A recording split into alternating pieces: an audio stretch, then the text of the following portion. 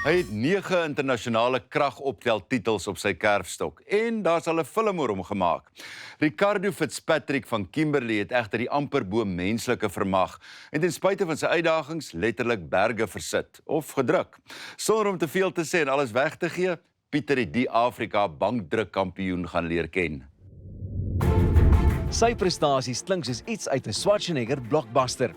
Afrika rekordhouer in kragoptel, Statebond bankdrukkampioen, Afrika bankdrukkampioen en hoofkarakter in 'n inspirasiefilm. Wat hom egter kop en skouers bo die res laat uittroon, is nie sy stringe trofees en medaljes nie. Dis die feit dat sy gestremdheid hom nie teruggehou het nie.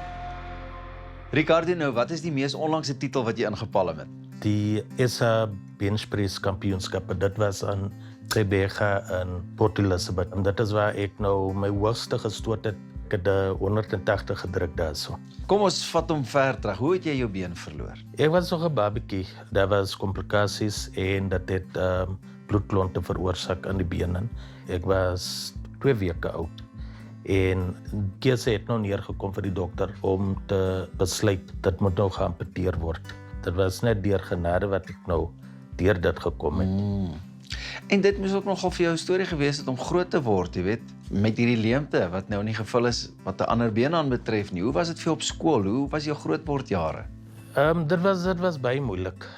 Ek het deur baie gegaan. Ek was geboelie en dat het my afgedruk, maar jy weet my ouers en my broers, ek was nie gesien as gestremde mens nie.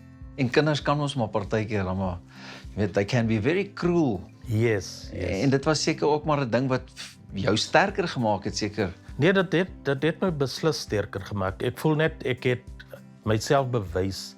Ek sal myself bewys in skool, ek sal myself bewys in sport. En sport is nou die beste wat ek nou ingevaar het. Maar jou inspirasie en dit wat jou ook positief hou, grootendeels jou ouers, jou broers ook en goeters, wat se rol speel hulle? Ja. Was hulle maar jou krag nog al die jare? Ja, hulle was. Hulle gee my daai vryheid om gelukkig te wees in die sport. En nee, hulle is baie trots. Baie trots op wat ek bereik het. Op hoërskool stuur sy ouers hom na die Elizabeth Conradie skool vir gestremdes en sy lewensrigting swaai dramaties. Ricardo, jy het toe nou op skool begin belangstel in liggaamsbou. Seker maar hoërskool eers toe nou, nee. Ek voel dat die skool, Elizabeth Conradie skool, dat dit 'n baie sterk history. Groot name soos Mokkie Grobler, Erns van Dyk, Malcolm Pringle, al hierdie groot name wat by Paralympiese spele gewees het. Toe voel ek net, ek wil iets bereik uit die skool uit en ek het dit toe gedoen, ja. Wat toe nou inderdaad gebeur het. Yes, nee, beslis, ja. En dit het toe nou weer 'n bietjie verander en toe nou meer in die krag druk en die krag optel, jy weet hoe dit gebeur. Ja, kyk, ek het mos op skool het ek alle ander sporte ook gedoen. Ek het geswem, ek het wheelchair basketbal gedoen, ek het tafeltennis gespeel, maar toe ek klaar gewees het met skool, toe ek nou voltyds gewerk het, ek kon nog nie by al die sporte uitkom nie en ek het maar nog net gefokus op kragoptel.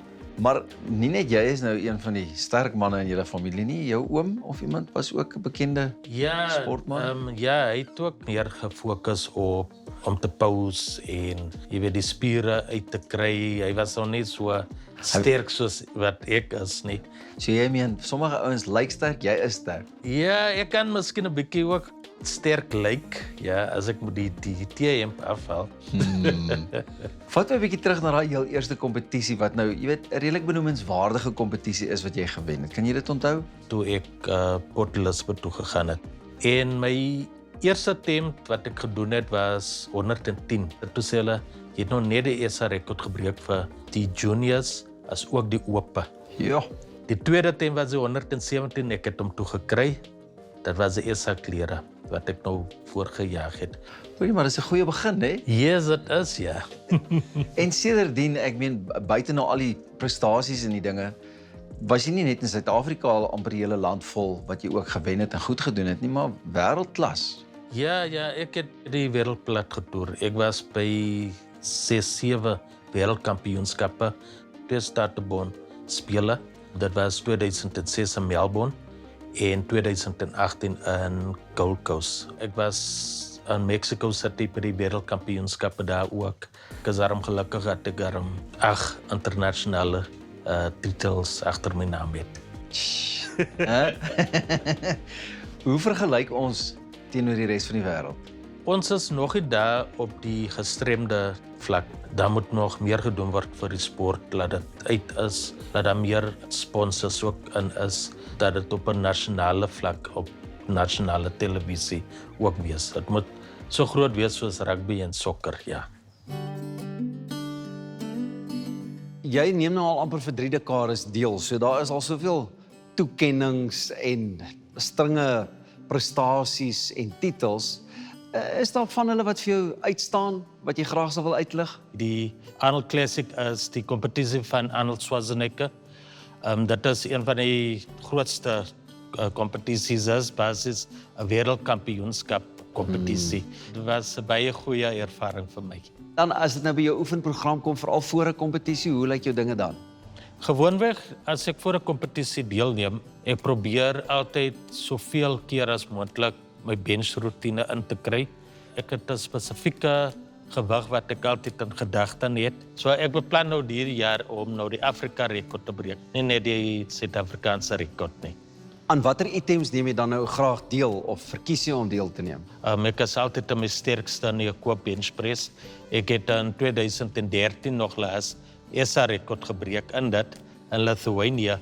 En ek het 190 dae gedruk. Ja, maar dit is heel wat verskillend om 'n benchpress te doen in jou geval, want waar ek nou 2 bene het wat my lekker kan ondersteun en goeders, het jy maar eintlik net die een been wat jy ook nie reg ten volle kan gebruik seker nie. Al my krag moet basis van my bo-lyf afkom. Ek moet 2 keer harder oefen op my bo-lyf as ander mense met 2 bene. Buiten sy internasionale prestasies is Ricardo sommer 'n filmster ook. Die dokumentêre film Breaking Barriers, The Fitzpatrick Story, deur skrywer en regisseur Eric Kok, vertel Ricardo se reis van geamputeerde kleuter tot liggaamsbouer en kragoptel kampioen. Die dokumentêr is ook vereer met 'n amptelike vertoning tydens die 2024 Olimpiese Spele in Parys.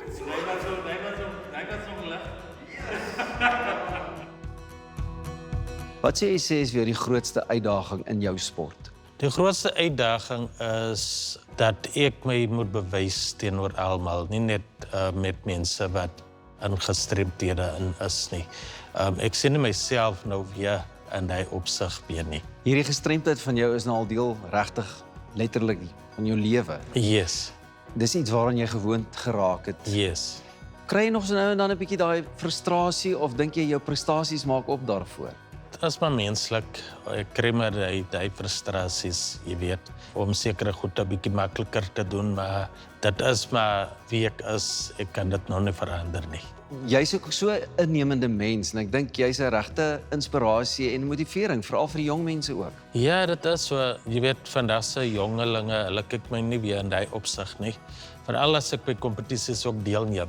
Ons compete teen mekaar.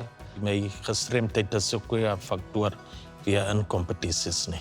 So wat se kompetisie is volgende? Volgende kompetisie is die Asian Pacific en African Championships, ja. Ek jaag 'n groot rekord, so ek wil my daarom nou gewoond maak aan 'n rekord. So teen die tyd wanneer ek kom by die kompetisie, dan is ek reg vir dit. Ricardo het bewys dat jou krag nie noodwendig in jou bene of jou arms lê nie. Dis eerstens in jou kop. En as jy daai kop op 'n blok sit, smog jy sommer gou met stringe eerstes en goud. Ricardo, ons hou vir jou styf duime vas vir die volgende medalje en titel.